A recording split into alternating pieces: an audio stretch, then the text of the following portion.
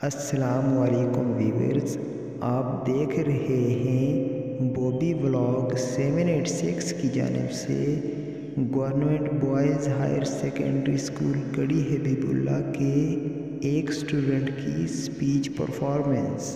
نحمدہ نصلی علی رسول الکریم، اما بعد فاعوذ باللہ من الشیطان الرجیم، بسم اللہ الرحمن الرحیم۔ جناب پرنسپل، معزز اساتذہ کرام اور میرے عزیز ساتھیوں، السلام علیکم۔ میری آج کی تقریر کا موضوع ہے ماحول اور بچوں کی نشو و نما۔ پیارے ساتھیوں، ہر بچہ اسلام کی فطرت پر پیدا ہوتا ہے، یہی ارد گرد کا ماحول ہی ہے جو اسے اچھا یا برا انسان بناتا ہے۔ ماحول ایک سانچہ ہے جو بچے کو محفوظ شکل میں ڈال کر معاشرے کو سپرد کر دیتا ہے۔ پاشہور قوموں نسلوں کا شرافینہ اور آزادینہ ماحول ہی مہیا کرتی ہے۔ ایسے ماحول میں پرورش پانے والے بچے شرافت اور متانت کا پیکر ہوتے ہیں۔ وہ سرکار ہو کر بھی قوم کا خادم ٹھہرانا پسند کرتا ہے۔ ابلیسی ماحول بچے کو متکبر بنا دیتے ہیں۔ خود ایسے ماحول میں پرورش پانے والے بچے عزت اور اہمیت سے آرے راہ جاتے ہیں۔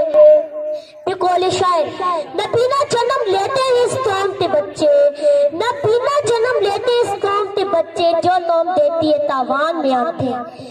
جناب صدر باب علم حضرت علی رضی اللہ تعالیٰ عنہ کا قول ہے، یہ معاشرہ کفر کے دور میں بھی تو زندہ رہ سکتا تھا، مگر یہ ظلم اور جبر کے ماحول میں نہیں۔ ظلم کا نمونہ فرعون تھا، مٹ گیا۔ دہشت کا نمرود غرق ہو گیا۔